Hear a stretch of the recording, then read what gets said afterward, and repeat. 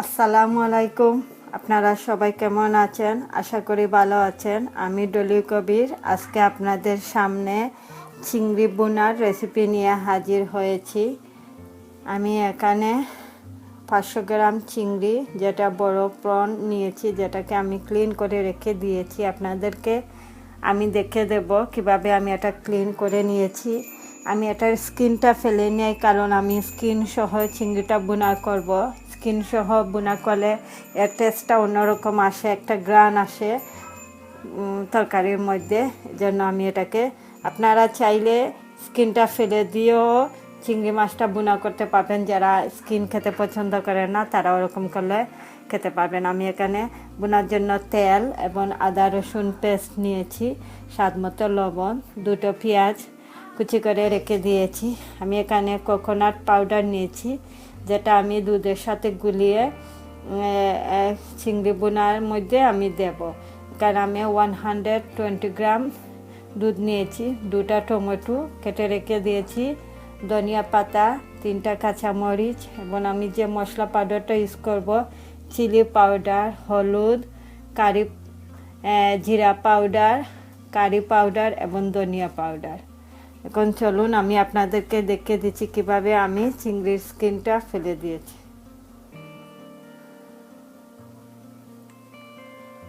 আপনাদেরকে দেখিয়ে দিচ্ছি চিংড়িগুলোকে কিভাবে পরিষ্কার করে নিতে হয়। সামনে উপর দিকটা কেটে, তারপর এই চিংড়ি এগুলো কেটে নিয়ে পিছনের লেজটা কেটে আমি পুরাটা চিংড়ি স্কিনটা ফেলতেছি না, কারণ চিংড়ির স্কিন সহ চিংড়িটা রান্না করলে খেতে খুবই সুস্বাদু এবং মজাদার হয় এবং একটা গ্রান আসে।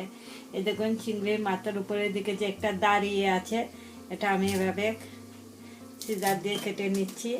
এবং সাথে যে চিংড়ির ইয়েগুলো নিচের দিকে থাকে, এগুলো আমি ক্লিন করে নিচ্ছি, যাতে চিংড়িটা রান্না করার পর খেতে খুব অসুবিধা না হয়। এই দেখুন, আর অল্প করে আমি লেজটা কেটে নিচ্ছি। সেইভাবে আমি আরেকটাও চিংড়ি আপনাদেরকে দেখিয়ে দিচ্ছি। সামনের উপরে দাঁড় দিকটা চিংড়ির চোখ এবং নিচের যে ইয়েগুলো কেটে নিচ্ছি। এই দেখুন, এরকম করে আমি সবগুলো চিংড়িকে প্রথমে কেটে নিয়ে ক্লিন করে নিচ্ছি। চুলা অন করে চুলা একটা ফ্রাই প্যান বসিয়ে দিয়েছি। আমি প্রথমে এটার মধ্যে তেল দেব, 2 টেবিল স্পুন আমি তেলটা দিয়ে দিচ্ছি। তেলটা গরম হওয়ার পর আমি এখানে চিংড়িটা একটু ভেজে নেব, তারপর এটাকে রান্না করব। আমি 2 টেবিল স্পুন তেল দিয়ে দিয়েছি। এখন আমি যে 500 গ্রাম চিংড়ি নিয়েছি, এটার মধ্যে কিছু লবণ দিয়ে দিচ্ছি। তারপর আমি হলুদ এবং হাফ টিস্পুন হলুদ পাউডার এবং হাফ টিস্পুন চিলি পাউডার দিয়ে এটাকে মাখিয়ে নিয়ে আমি তারপর ফ্রাই প্যানে 5 মিনিট এটাকে ভেজে নেব। ভেজে নিয়ে তারপর আমি এটাকে রান্না করব সেম ফ্রাই প্যানেও। আমি আর চেঞ্জ করব না ফ্রাই প্যানটা, ওই তেলের মধ্যেই আমি চিংড়িটা রান্না করব। এখন আমি চিংড়িগুলো দিয়ে দিচ্ছি। তেলটা আমার মোটামুটি গরম হয়ে গেছে, আমি চিংড়িগুলো দিয়ে দিচ্ছি। দেখুন,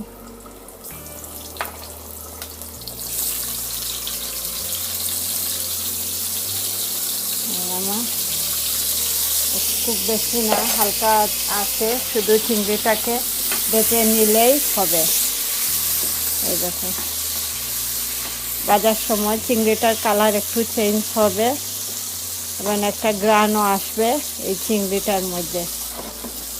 দেখুন, এখন 5 মিনিট চিংড়িটা আমি তেলে ভেজে নেব। 5 মিনিট পর দেখুন আমি চিংড়িগুলোকে উল্টিয়ে দুপাশ ভেজে নিয়েছি। খুব সুন্দর একটা কালার এসেছে। এখন আমি এগুলোকে তুলে নিয়ে তারপর এটাকে আমি বোনা করবো। এই দেখুন, খুব সুন্দর একটা কালার এসেছে চিংড়ির মধ্যে। এই জন্য আমি এটাকে এরকম করে ভেজে নিয়েছি। খেতেও খুব মজা এরকম করে ভেজে নেওয়ার পর চিংড়ি মাছটা রান্না করলে। আর যারা স্কিন খেতে পছন্দ করেন না তারা এটাকে ক্লিন করে রান্না করবেন। আমি আপনাদেরকে দেখিয়ে দিয়েছি আমি কীরকম করে এটাকে ক্লিন করেছি। উপরে সামনেরটা কেটে নিয়েছি সব কিছু, তারপর ভালো করে আমি ধুয়ে নিয়েছি। এই দেখুন, এখন আমি এই তেলের মধ্যে আর একটু তেল দিয়ে দেব, 1 টেবিল স্পুন। তেলটা দিয়ে আমি এতে পেঁয়াজগুলো আমি রান্না করব। সবগুলো আমার তুলে নেওয়া হয়ে গেছে। আমি আরও 1 টেবিল স্পুন তেলটা এখানে অ্যাড করে নিচ্ছি।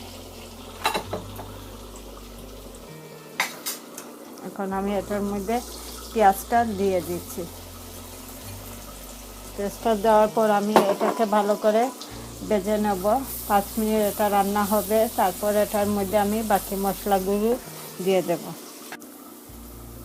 পেঁয়াজটা আমার মোটামুটি ভাজা হয়ে গেছে 5 থেকে 10 মিনিট। এই দেখুন মোটামুটি ব্রাউন কালার হয়ে গেছে। এখন আমি এটার মধ্যে আদা রসুন পেস্টটা আমি এখন দিয়ে দিচ্ছি 1 টিস্পুন। আমি 2 টিস্পুন আদা রসুন পেস্টটা দিয়েছি, যেটা একসাথে ব্লেন্ডার করা। এখন আমি এটাতে গুঁড়া মশলাগুলো দিয়ে দিচ্ছি। জালটা যারা যতটুকু খেতে পছন্দ করেন ততটুকু জালটা দেবেন। আমি প্রথমে হলুদ পাউডারটা দিয়ে দিচ্ছি 1/2 টিস্পুন। চিলি পাউডারটাও আমি দিয়ে দিচ্ছি 1/2 টিস্পুন। চিংড়িতে একটু জাল হলে খেতে খুব সুস্বাদু হয়। ধনিয়া powder 1/2 teaspoon, curry powder 1/2 teaspoon এবং জিরা পাউডার 1/2 টিস্পুন দিয়ে আমি সবগুলোকে ভালো করে নেড়ে নেব। এবং এটার মধ্যে আমি টমেটোটা অ্যাড করে নেব, যাতে মশলাগুলো হওয়ার সাথে সাথে টমেটোটাও ভেজে নিলে প্রপারলি গলে যাবে। এই আমি এখন এটাতে টমেটোটাও দিয়ে দিচ্ছি, 2টো টমেটো যেটা আমি কেটে রেখে দিয়েছিলাম। এখন আমি সবগুলো মশলাকে ভালো করে নেড়ে নিয়ে আরও 10 মিনিটের জন্য এটাকে ঢেকে দেব। বনের ফাঁকে আমি একটু একটু করে নেড়ে দেব, যাতে মশলাগুলো নিচে ধরে না যায়। এখন আমি এটাকে ঢাকনা দিয়ে ঢেকে দিচ্ছি। 10 মিনিট পর আমি আপনাদেরকে দেখে দিচ্ছি মশলাটা মোটামুটি গলে গেছে সব কিছু। আমি এর মধ্যে অল্প একটু পানি দিয়েছিলাম, যাতে মশলাটা নিচে ধরে না যায় এবং টমেটোর থেকেও পানিটা বের হয়। এখন আমি এটাতে চিংড়িটা দিয়ে দিচ্ছি। এই দেখুন বেঁচে রাখা চিংড়িটা দিয়ে ভালো করে মিশিয়ে নেব। এগুলোকে মিশিয়ে নিয়ে আমি তারপর এটার মধ্যে আমি যে কোকোনাট পাউডারটা রেখেছি সেটা ইউজ করব। আপনারা চাইলে দইও ইউজ করতে পারবেন কিংবা ডাবল ক্রিমটাও ইউজ করতে পারবেন। আমি কোকোনাটটা ইউজ করতেছি, কোকোনাটের মধ্যে আলাদা একটা ফ্লেভার এবং গ্রান আসে তরকারির মধ্যে, এর জন্য আমি এটা দিচ্ছি। আমি প্রথমে চিলিটা দিয়ে দিচ্ছি। এখন আমি কোকোনাটের ইয়েটা আমি গুলে নিচ্ছি। দেখুন আমি নর্মাল ফ্রিজের যে দুধ সেটা নিয়েছি, এটা দিয়ে আমি প্রথমে গুলে নিচ্ছি। তারপর আমি এটা এখানের মধ্যে আমি দিয়ে দেব। এখানে 4 টেবিল স্পুন আমি কোকোনাট পাউডার নিয়েছি। এই দেখুন এটাকে আমি ভালো করে গুলে নিচ্ছি, যাতে তরকারির মধ্যে এটা কালারটা ভালো আসে এবং এর টেস্টটাও পরিপূর্ণভাবে যাতে আসে। আমি এটাকে ভালো করে মাখিয়ে নিয়েছি দুধের মধ্যে। আমি এখন এটা চিংড়ি তরকারির মধ্যে দেব এবং সাথে আমি অল্প একটু ঝোলটাও দেব, পানি অ্যাড করব। এই আমি কোকোনাটটা দিয়ে দিয়েছি, দিয়ে আমি এটাকে ভালো করে মিশিয়ে নিচ্ছি। দেখুন